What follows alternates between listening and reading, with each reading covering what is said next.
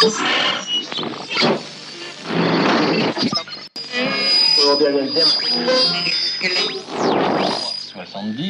deuxième était le... Bonjour Richard Ferrand. Bonjour monsieur. Emmanuel Macron vient donc en tête du premier tour de l'élection présidentielle, 27,6% des voix. Il fait mieux qu'il y a 5 ans, vous êtes soulagé? Je suis surtout reconnaissant aux Françaises et aux Français d'avoir placé en tête le candidat Emmanuel Macron et donné ainsi le signal qu'il souhaitait sa réélection. Donc c'est pas une question de soulagement, c'est une question de reconnaissance et de sentiment que le travail accompli a été reconnu et que les capacités du président de la République à se succéder à lui-même ont été reconnues par les Français qui l'ont placé en tête. Avec face à vous une candidate qui dit elle-même qu'elle a davantage travaillé qu'il y a 5 ans et dont un sondage Ipsos sur Prasteria, le partenaire de France Info, dit qu'elle réaliserait, si le second tour avait lieu demain, 46% des voix contre 54 à Emmanuel Macron. Ce sera beaucoup plus difficile cette fois-ci. Bien sûr, c'est bien pour ça qu'il faut être très concentré, mener campagne avec beaucoup d'engagement, et ceci jusqu'au verdict final des Françaises et des Français. Le premier tour est une chose, c'est une qualification, comme on dit, pour le second. Il reste donc 2 visions de la France, 2 visions de la société. Je crois qu'il nous faut expliciter ce qu'est la nôtre, et surtout aussi expliquer ce qu'est celle de Madame Le Pen. Vous dites une campagne avec beaucoup d'engagement, et c'est-à-dire que jusqu'à présent, Emmanuel Macron n'a pas vraiment fait campagne, et que là, maintenant, pendant l'entre-deux tours, il va devoir mettre les bouchées doubles? Il a tellement pas fait campagne que les Français l'ont placé en tête, comme M. Fauvel vient d'indiquer. Ce que je veux dire là, c'est que toutes celles et tous ceux qui soutiennent Emmanuel Macron doivent se démultiplier, expliquer ce que nous portons comme projet, et surtout mettre au clair ce que sont les projets de Madame Le Pen, pour que les Françaises et les Français puissent en conscience aller voter et choisir. C'est cela que j'appelle un engagement renforcé, puisque on se rapproche chaque jour du verdict final. L'objectif de l'entre-deux tours, c'est pas davantage de vendre son projet, de l'expliquer aux Français. On a l'impression, en vous écoutant ce matin, que vous allez taper sur celui de Marine Le Pen, mais quasiment pas parler du vôtre. Pas du tout, je suis à votre disposition. Bon. Je dis simplement qu'il faut faire les deux.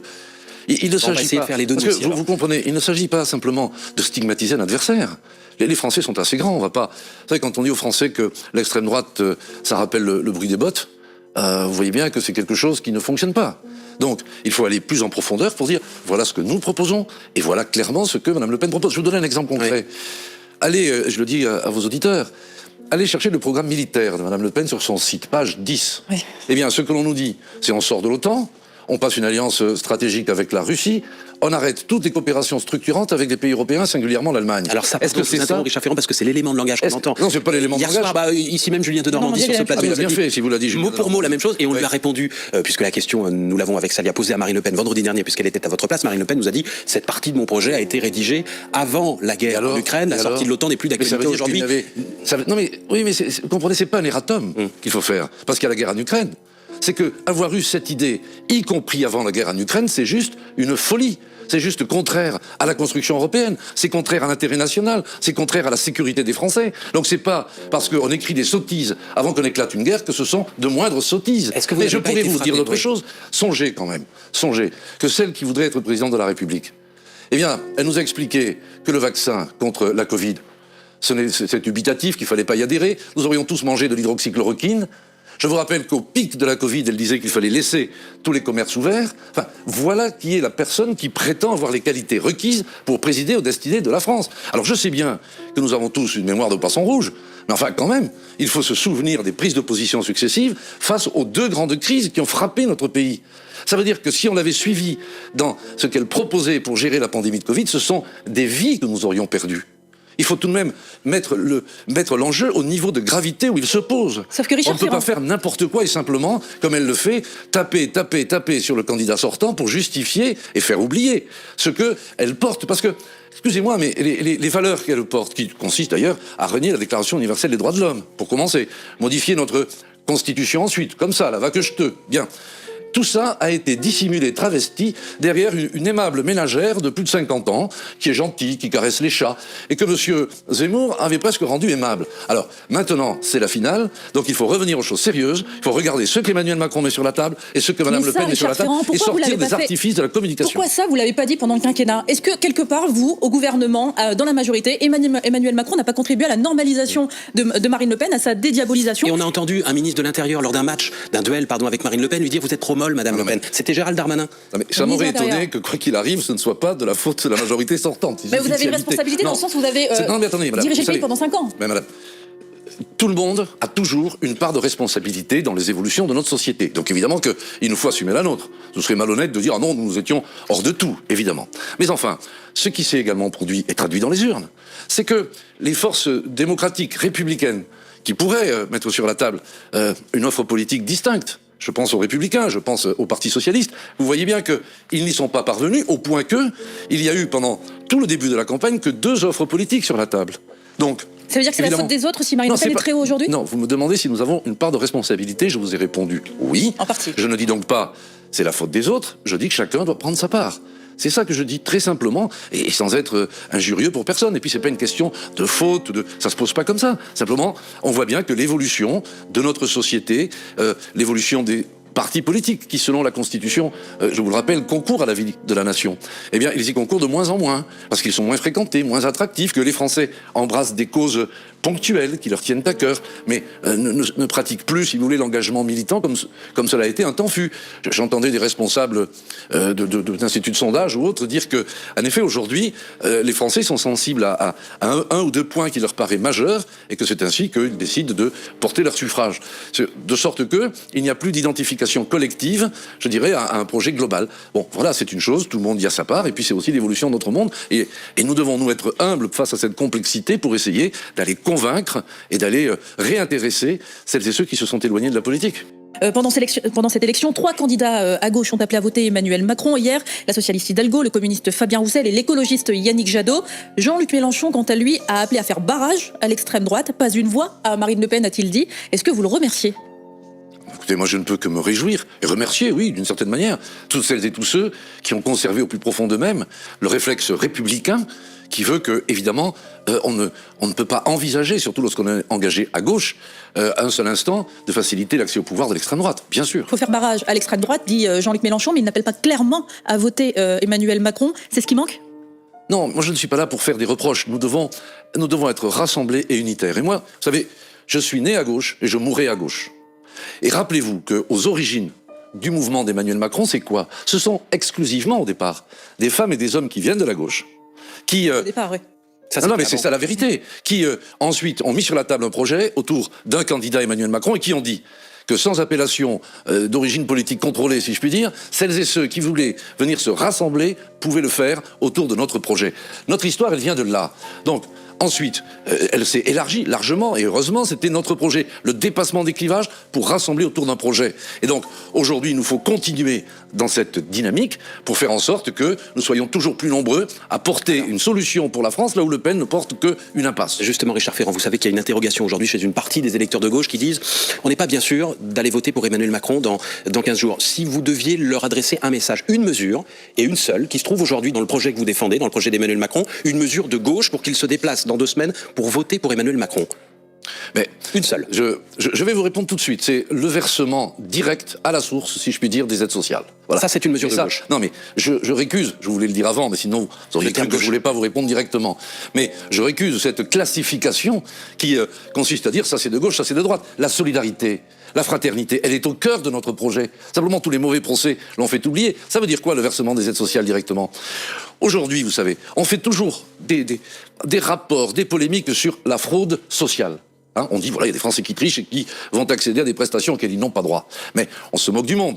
C'est 200 millions à peu près, là où la fraude fiscale est immensément plus élevée. Eh bien là, par ce système, que l'on doit avoir à l'esprit, car ce sont des milliards qui représentent le non-recours. C'est-à-dire des Français qui ne savent pas accéder à un certain nombre d'aides sociales, qui ne savent pas parfois comment y accéder. En disant, de la même manière qu'on prélève l'impôt pour ceux qui en payent à la source, eh bien, la situation sociale qui est connue par les caisses d'allocation familiale, par les Pôle emploi ou autres, eh bien, lorsque les droits sont ouverts, les versements se feront automatiques. Eh bien, ça, c'est de l'accès aux droits, alors que pendant des décennies, on s'est finalement, et à tort, et avant que vous me le suggériez, j'en prends ma part de responsabilité, eh bien, pendant tout ce temps, on s'est contenté d'une situation où des Français ne bénéficiaient pas des droits que le Parlement avait votés pour eux. Très bien, et à cela, ça va finir. Et ça, je crois qu'il n'y a pas un Français de gauche et de la droite républicaine qui puisse être opposé au fait qu'on propose simplement que les droits créés soient accessibles. Vous dites qu'il n'y a pas de mesure de droite, il n'y a pas de mesure de gauche, reste qu'il y a une proposition faite à Emmanuel Macron qui ne plaît pas du tout à la gauche, parce qu'elle est contraire à ce qu'ils proposent eux, c'est la réforme des retraites avec l'âge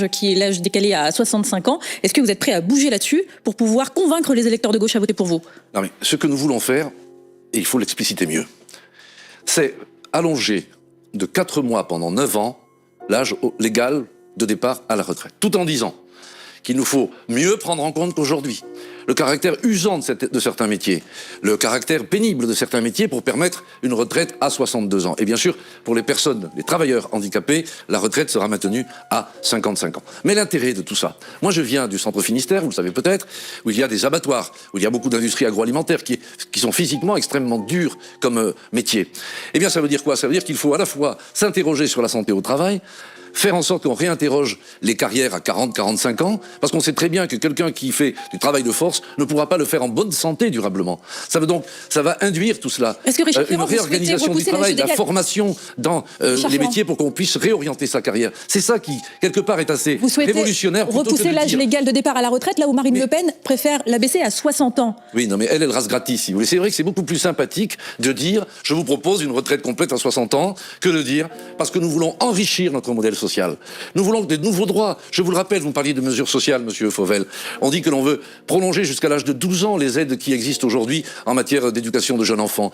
Donc, tout cela, pour améliorer et préserver notre système social, pour faire que toutes les retraites soient au moins à 1100 € pour une carrière complète, ce qui n'est pas le cas aujourd'hui. Pour faire tout ça, il y avait 3 manières de faire. Soit de l'impôt, nous ne voulons pas, parce que la France prélève suffisamment de taxes et d'impôts. Nous aurions pu dire on dégrade le système, et puis chacun prendra son assurance privée pour sa dépendance, si il devient indépendant à la fin de son existence, etc. Non, le choix que nous avons fait, c'est de dire c'est parce que nous travaillerons plus, que l'on créera plus de richesses et que l'on pourra mieux renforcer nos solidarités. C'est travailler plus pour être plus solidaire. Pourquoi vous c'est dites cela pas qui est au clairement, cœur de Richard notre Ferrand, projet. ce que Bruno Le Maire a expliqué sur ce plateau il y a quelques jours, c'est-à-dire oui, cette réforme des retraites, elle est là pour gagner de l'argent, parce qu'aujourd'hui on pourrait pour s'en financer passer, notre système pour social. financer C'est la bien ce que réforme je du grand âge, la réforme de la C'est dépendance. bien ce que je vous dis. Bah, c'est pas ce que dit le candidat Macron depuis des semaines. C'est un point qui, en Mais tout bien cas, je sûr pense, que si, échappe mais- à beaucoup de monde.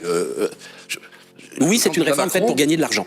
Ben, c'est une réforme pour produire des richesses et donc en clair gagner de l'argent pour préserver, améliorer et renforcer notre système social et en effet pour faire en sorte que aujourd'hui en matière de santé, dans les EHPAD ou autres, il y ait plus de moyens que l'on puisse financer l'adaptation des logements au domicile des anciens. Parce que l'avenir, vous savez, quand vous avez un certain âge, vous avez envie de rester chez vous. Vous n'avez pas envie spontanément d'aller dans un établissement collectif. Mais ça veut dire quoi? Qu'il faut améliorer votre cuisine, qu'il faut faire en sorte qu'un fauteuil puisse éventuellement circuler dans votre logement. Ben, tout ça, ça demande des travaux. Eh bien, lorsqu'on propose dans notre programme Ma Prime Adapt, ça s'appelle comme ça, comme il y a eu Ma Prime Rénove pour la lutte contre comment vais-je dire, l'isolation, enfin pour l'isolation des logements, eh bien adapter le logement des personnes âgées, oui tout cela ça a un coût parce que les personnes âgées n'ont pas assez de retraite pour le financer tout seul. Et donc, pour faire en sorte que notre système social avance, le choix que nous avons fait, c'est de dire oui, il nous faut produire plus de richesses, donc travailler plus, donc en effet gagner de l'argent, vous avez raison, pour faire en sorte que ces droits nouveaux soient bien financés solidement et dans le temps. On interroge les Français, comme l'a fait l'Institut Ipsos, Richard Ferrand, cette nuit et ces derniers jours, pour savoir qui a voté pour Emmanuel Macron, votre candidat, et qui a voté pour Marine Le Pen. Il leur sort finalement le portrait de deux France face à face. Les électeurs d'Emmanuel Macron sont ceux, globalement, qui gagnent le plus, qui se sentent le plus en phase avec la société, le plus, j'ai envie de dire, les plus heureux avec la mondialisation. Ce sont ceux également qui ont fait le plus d'études supérieures. A contrario, les électeurs de Marine Le Pen sont ceux qui gagnent le moins, qui ont fait le moins d'études et qui se sentent souvent déclassés. Est-ce que tout ça ne vous colle pas définitivement l'étiquette d'Emmanuel Macron, président des riches et président de la France qui va bien? Enfin, vous croyez, vous, que on peut qualifier 80% des Français de riches? C'est ça que vous croyez? Vous dites qu'il y a 80% de Français qui sont riches et qui donc ne voteraient pas Le Pen, et il y a 20% de Français qui seraient pauvres. J'ai dit les Français les plus aisés votent majoritairement. Écoutez, je n'ai pas cette lecture de la société, moi, pas du tout. En tout cas, ce qui est certain, c'est qu'on voit bien que la colère qui est liée à la souffrance, lorsque l'on est pauvre, lorsque le 20 du mois, on n'a pas assez d'argent pour acheter ce dont les enfants ont besoin, eh bien cette colère, c'est exact, pour partie, elle s'exprime par un vote de rejet, de Cette France détestation. aujourd'hui, elle vote Jean-Luc Mélenchon ou Marine Le Pen, à grands traits, évidemment. Je trouve ça un peu sommaire. Mais enfin, en tout cas, pour ce qui concerne, comment vais-je dire, cette désespérance qui se traduit par un vote de colère, eh bien, c'est évidemment notre devoir d'expliquer que il y a des solutions, qu'il ne faut pas choisir l'impasse, que Le Pen c'est l'impasse, que Macron c'est la solution, parce que nous proposons des choses en matière de travail, en matière d'insertion, en matière de solidarité, en matière, notre objectif c'est le plein emploi. Et, pardon, mais on a assez peu parlé de chômage pendant cette campagne. Pourquoi? Rappelez-vous, en 2017, on ne parlait que de ça. Il y a même un ancien président qui ne s'est pas représenté parce qu'il n'avait pas réussi à inverser la courbe. C'est 1 100 000 emplois nets qui ont été créés sous le quinquennat précédent. C'est un niveau d'investissement dans notre industrie, dans notre environnement qui n'a jamais atteint les niveaux. Aujourd'hui, Richard Ferrand, on si parle vous voulez, de pouvoir d'achat. oui, Vous avez oui, mais enfin, vous savez, quand vous avez des amis ou des proches qui sont au chômage, bon, et qu'ils retrouvent de l'emploi, bah c'est comme ça que l'on retrouve du pouvoir d'achat. La première réponse au pouvoir d'achat et aux problèmes liés au pouvoir d'achat, c'est de retrouver un travail. Donc on ne va pas passer ça par pertes et profits. 1 100 000 emplois nets créés et nous visons le plein emploi et c'est fondé, nous sommes fondés à le faire. Ensuite, là où vous avez raison, c'est qu'il faut que le travail paye et paye plus.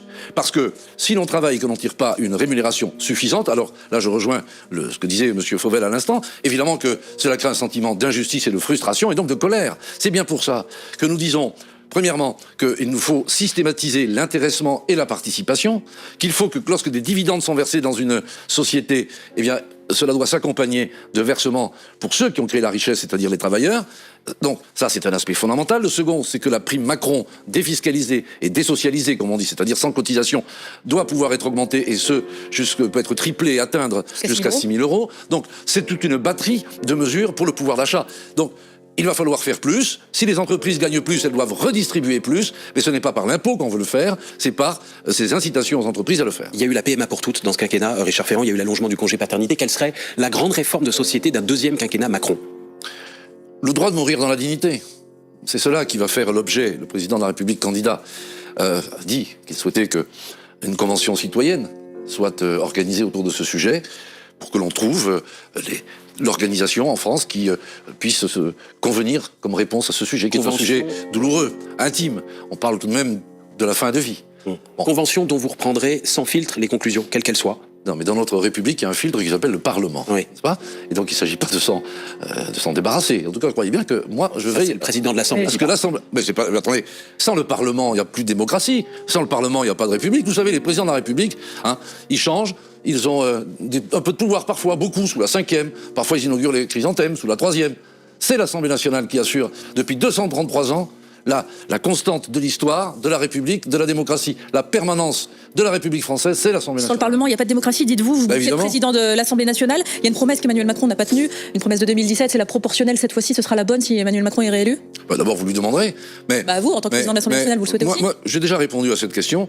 Moi, je trouve qu'il faut réfléchir. Et là aussi, nous avons une proposition de groupe de travail transpartisan. Parce que il faut faire en sorte qu'à la fois le gouvernement qui est élu, le président qui nomme un gouvernement est une stabilité parlementaire pour pouvoir gouverner, c'est-à-dire qu'on ne revienne pas à la 4e République, mais il faut sans doute une meilleure représentativité. C'est pourquoi dans le programme de 2017, vous avez raison, nous prônions d'instiller une dose de proportionnel. Ensuite, tout ça a été dans le paquet institutionnel que nous avons défendu et auquel le Sénat s'est opposé. Et vous savez que pour les réformes constitutionnelles, il faut l'accord des deux chambres. Donc là, le candidat propose qu'on mette autour de la table tous les représentants, à la fois des sensibilités politiques, mais pas que, et que l'on regarde comment mieux organiser notre représentativité. Mais vous savez, cette question de la représentativité, elle vaut aussi pour les organisations syndicales, elle vaut pour tous les mouvements qui parlent au nom d'autres Français. Quand on voit la participation aux élections professionnelles, voyez bien que cela pose des difficultés ensuite pour que les Françaises et les Français se sentent bien représentés. Donc ce chantier de la participation, c'est le avec vous de la campagne d'Emmanuel Macron, c'est le nous tous.